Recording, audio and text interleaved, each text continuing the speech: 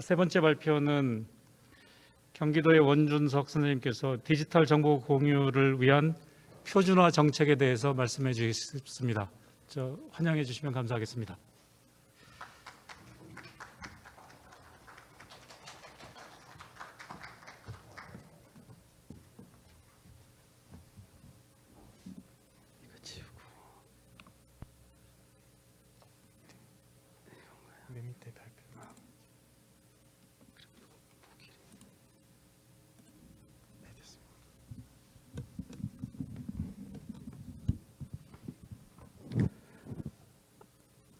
안녕하십니까.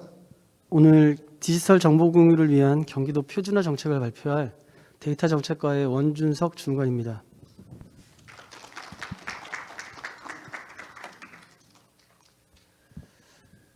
발표 순서는 화면을 참고해 주시면 감사하겠습니다. 얼마 전 저희 지사님께서 페이스북에 포스팅한 내용입니다. 디지털 정보의 공유와 활용을 쉽게 하기 위해서 추진하고 있는 경기도의 정책 중에 하나입니다.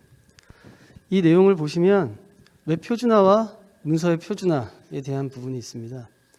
사실 지사님이 올리시고 나서 많은 분들이 공감을 해주셨고 필요한 정책이다라는 말씀을 많이 해주셨는데, 여기 계신 분들이 아시다시피 두 가지 정책 모두 참 오래된 이슈입니다. 웹 표준화 같은 경우에는 1990년대 전후로 월드와이드 웹이나 아니면 인터넷 표준화 기구에서 계속 주창하는 얘기들이고요. 그 다음에 문서 표준화, 특히 ODF 형식을 활용하자라는 얘기도 2013년부터 줄기차게 나오고 있는 얘기인데, 그러면 왜 많은 분들이 여기서 이 포스팅에 공감을 주셨을까요? 답변은 아주 간단합니다. 실제로 우리나라 공공기관들에서 실제로 실천이 되고 있지 않기 때문입니다.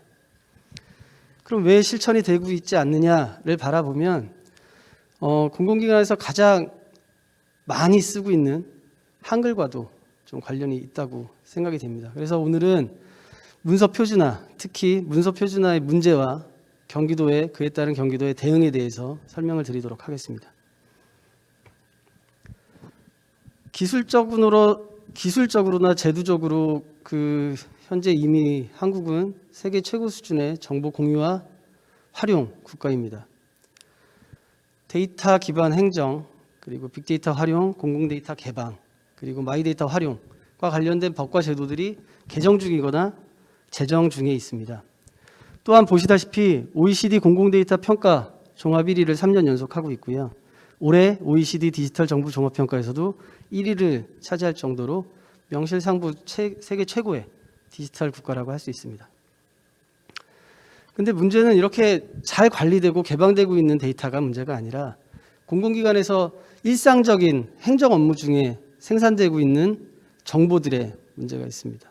그런 정보들은 대부분 한글 문서로 작성을 하고 있죠. 생산이 되고 있고. 그러면 이 한글 문서로 작성되고 생산되고 그리고 DB로 관리되지는 않고 각자 컴퓨터에서 관리되고 있는 이런 문서들은 어떤 문제가 있는지 잠깐 살펴보도록 하겠습니다. 먼저 인터넷진흥원 조사 결과를 보시면 2019년 인터넷 이용 실태 조사인데요. 인터넷 접속을 스마트폰으로 약 95% 정도 하고 있고 모바일 51%에 약 2배 정도 되는 수치죠. 근데 한글이나 엑셀 같은 파일들은 모바일에서 보시려면 별도 앱 설치가 필요합니다. 그리고 편집을 하기 위해선 유료 소프트웨어가 유료 어플리케이션을 따로 설치해야 될 수도 있습니다. 그건 여기 계시는 분들은 크게 어렵지 않지만 그러니까 특수계층들에게는 어플리케이션 설치 하나가 큰 진입장벽이 될 수도 있습니다. 그에 따라서 모바일에서의 정보 접근성과 가독성에 문제가 있을 수 있습니다. 두 번째는 기계가 읽을 수 없다.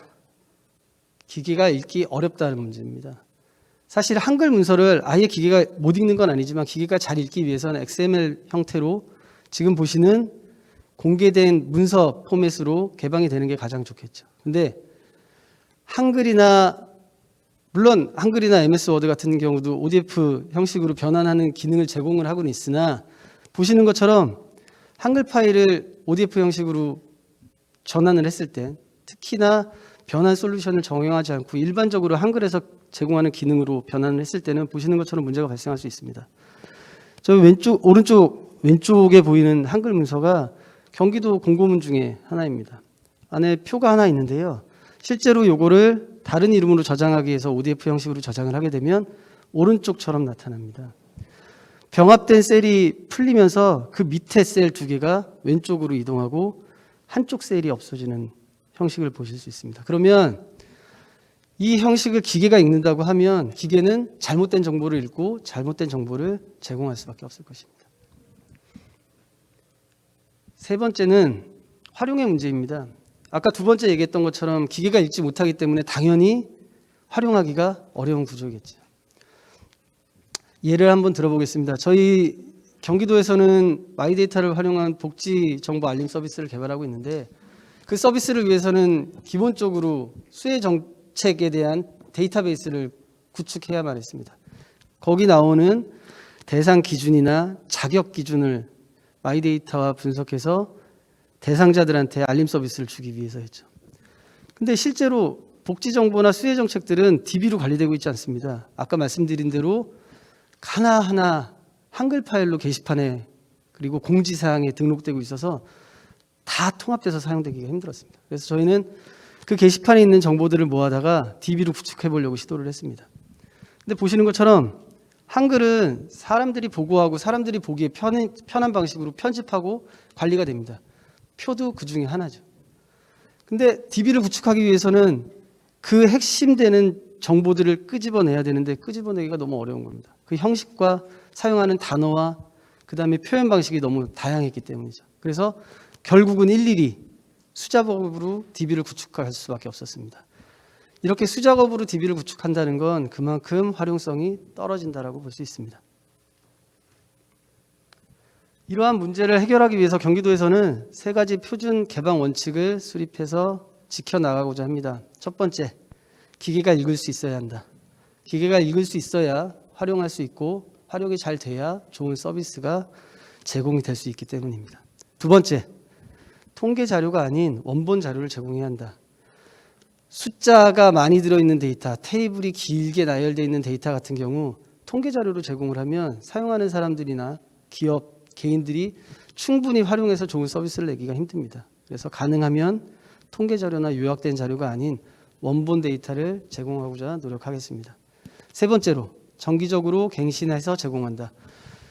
데이터의 핵심은 데이터의 가치가 높아지는 건 정보의 최신성과 정합성입니다. 근데 그 모 설문조사에서 나왔지만 기업들이 공공 데이터를 활용하기 어려운 이유 중에 하나가 저 정보의 갱신성이었습니다. 그래서 경기도는 가능한 갱신이 잘 돼서 개방될 수 있도록 관리 체계를 강화하겠습니다.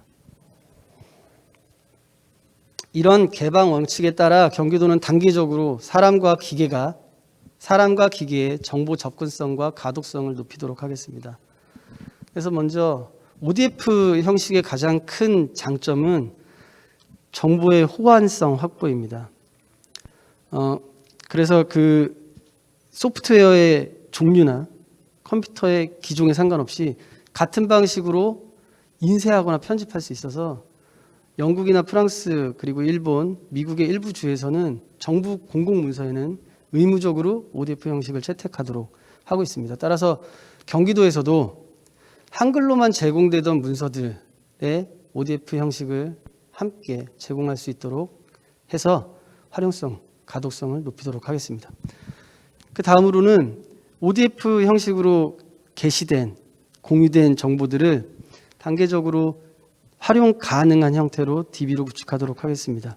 특히 복지, 채용, 계약, 그리고 교육 등 도민들과 기업의 관심이 높은 분야의 데이터들을 단계적으로 DB로 구축하고 개방해서 관련 산업과 서비스가 발전할 수 있는데 기여를 하도록 하겠습니다.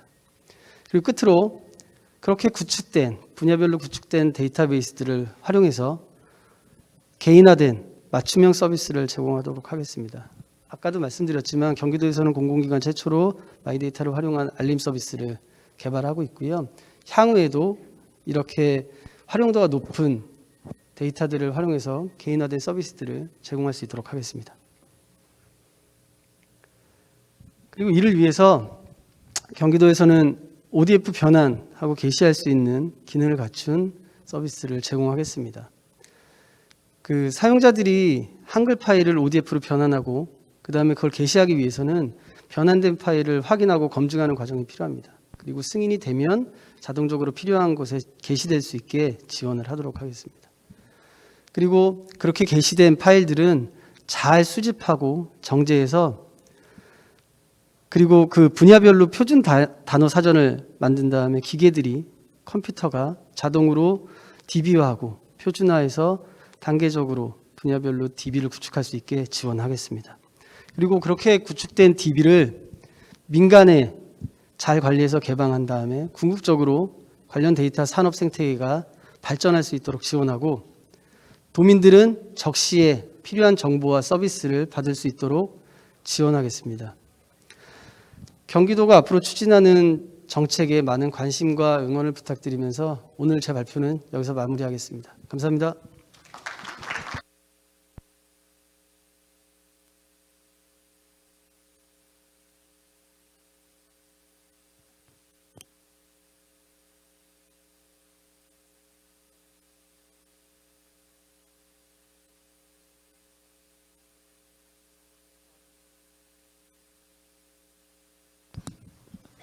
잘 들리시나요? 예. 지금 발표해 주신 귀중한 발표 감사드립니다. 경기도에서 하는 두 번째, 세 번째 발표에 최근에 언론이나 많은 분들 사이에서 회자되는 빅데이터, 마이데이터, 클라우드, 플랫폼, IoT, AI 이런 용어들이 많이 등장하고 있고 그래서 여러분들이 궁금증도 많으실 것 같고 그렇습니다. 저희가 시간이 언제까지 쓸 수 있는 거죠?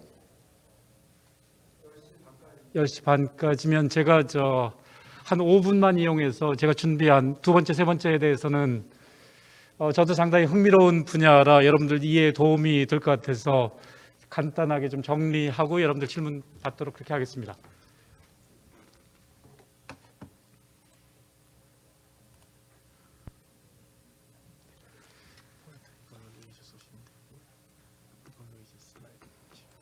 오른쪽 돌리면 되나요?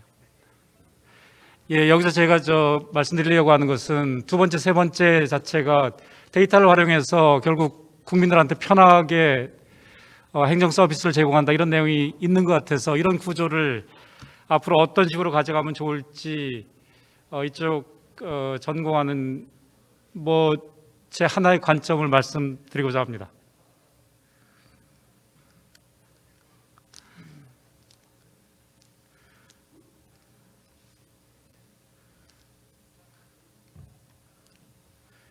예, 간단하게 말씀드리면 자료라는 게 결합될수록 그리고 많을수록 가치가 동일한 조건 하에선 늘어납니다. 문제는 자료 활용과 요새 민감한 개인정보 보호 문제가 상충한다는 겁니다. 정부에서는 각종 기준을 정해서 재식별이 어렵게 하는 가명화 이런 가이드라인을 제공하고 있지만 현실에서는 그것이 적용되기가 굉장히 어렵습니다.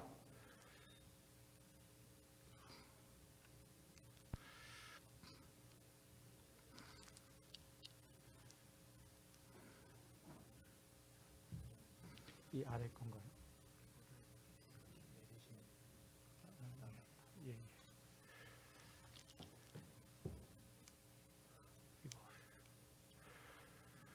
우리나라에서는 작년 말 이른바 데이터 3법이 통과가 됐고 이걸 계기로 해서 데이터 활용이 활성화되기를 기대하고 있습니다만 이게 활성화되는 데는 개인정보 보호 문제 때문에 시간이 필요합니다. 문제는 자료 처리를 잘못하면 자료라는 게 다른 것과 달리 영원히 잊혀질 권리가 없어진다는 거죠. 그래서 예를 들면 한 개인의 유전자 정보가 유출된다라 그러면 유전자 정보라는 게 온 가족이 거의 대부분을 공유하고 있기 때문에 대대손손이 그 정보가 누출되고 영원히 지워지지 않는 막심한 피해가 있을 수가 있습니다. 법적인 걸 보면 2017년 구글은 정보가 비식별화 조치됐기 때문에 문제가 없다라고 했지만 법원은 달리 생각했습니다. 반대로 2020년 금년도 약학정보원에서 자료가 유출된 경우에는 문제가 되는 것처럼 보였지만 완전히 암호화돼서 보호가 됐기 때문에 문제가 없다라고 판결이 됐습니다. 결국 두 가지를 비교해 보면 정부 일각에서 추진하고 있는 가명화 자체로서는 개인정보가 보호 안 된다. 대신에 최신의 암호기법이든 뭔가 새로운 조치를 내서 데이터를 보호해야 되는 필요성이라는 것을 저희가 느낄 수가 있습니다.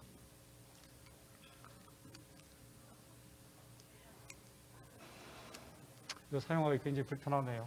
잘 가지도 않고.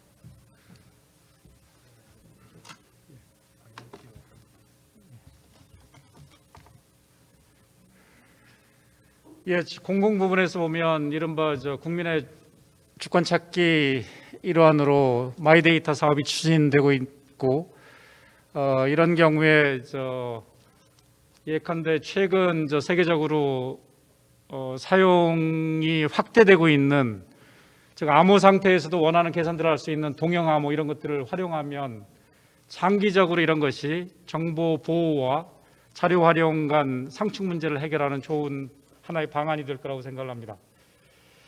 경기도를 예를 들면 경기도 자체가 하나의 작은 정부입니다.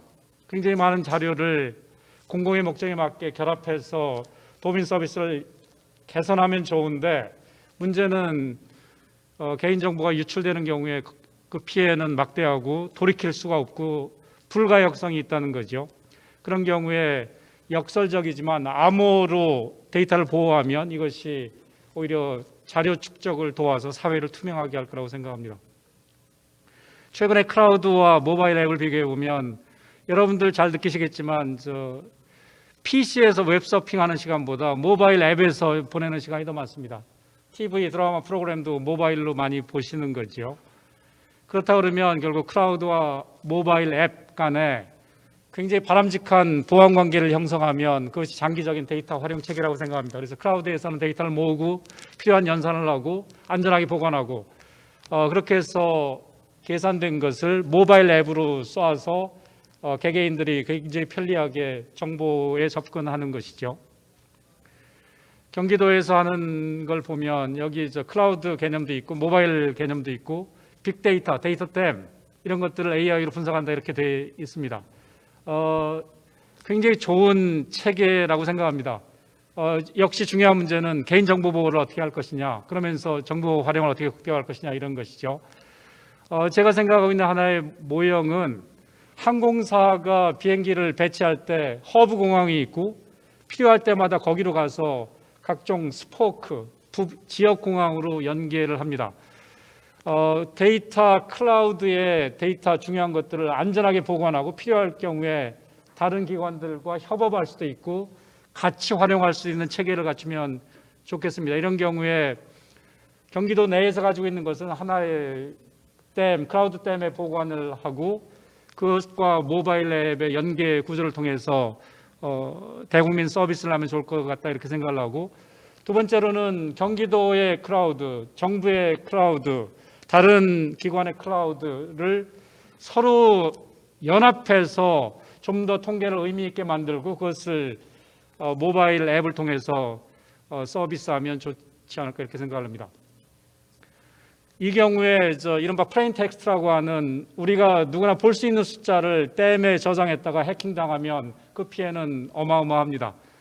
따라서 이 보안 문제를 반드시 해결해야 낭패를 보지 않게 됩니다. 반대로 암호 상태에서 보관한다 그러면 약학정보원 사례에서 보는 것처럼 누출이 되더라도 일반인이 알 수 없는 난수가 노출된 거기 때문에 문제가 없습니다. 팬데믹 상황 잠깐 말씀드리겠습니다. 정부에서 날마다 확진자가 20명이다, 30명이다, 100명이다, 200명이다 얘기를 하는데 그 의미가 뭔지 여러분들 생각해 보셨습니까? 그 대표성 있는 표본을 뽑은 게 아니라 감염 가능성이 높은 사람 뽑았기 때문에 그 숫자로부터 우리나라 전체 국민 가운데 감염자가 몇 퍼센트나 있는지, 늘고 있는지 줄고 있는지 도대체 그것과는 관계없는 숫자입니다.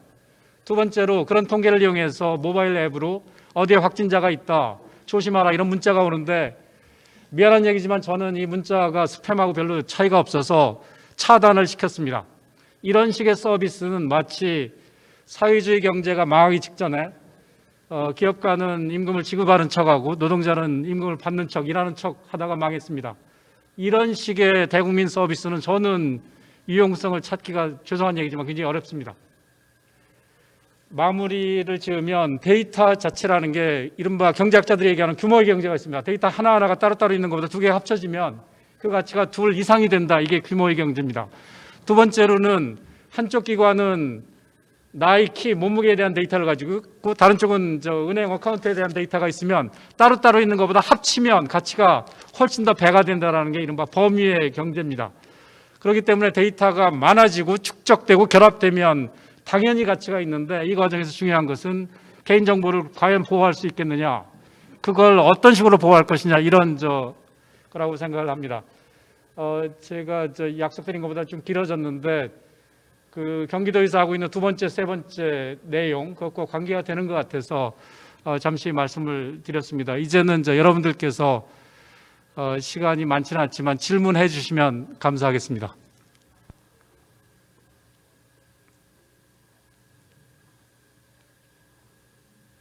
질문이 없으신가요? 빨리 끝내고 싶으신가요?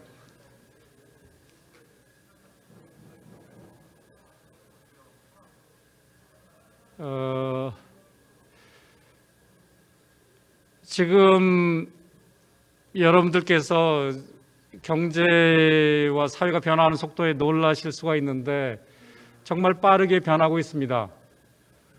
제가 대학에서 우리 학생들 가르치다 보면 학교가 굉장히 보수적이라 변화를 잘 못합니다. 학교에서 가르치는 건 매일 똑같은 걸 가르치는데 사회는 빠르게 변하고 그러다 보니까 우리 학생들은 졸업하고 나서 직장 구하는 게 어려운데 새로 변화하는 인더스트리 쪽에서는 이런 사람 좀 소개해달라고 날마다 요청이 옵니다. 미스매치가 상당히 있습니다. 그래서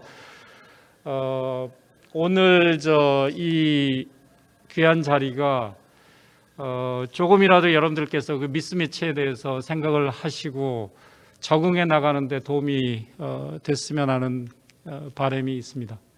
질문 혹시 있으신가요? 예, 없으시면 오늘 세션은 이걸로 마무리 짓도록 하겠습니다. 발표해 주신 귀한 발표해 주신 세 분께 다시 한번 큰 박수 보내드리고 끝까지 참여해 주신 여러분께 다 감사드립니다. 다 같이 박수 치면서 스스로도 격려하시고 세 분께도 감사의 뜻을 전해 주시면 감사하겠습니다. 예, 감사합니다.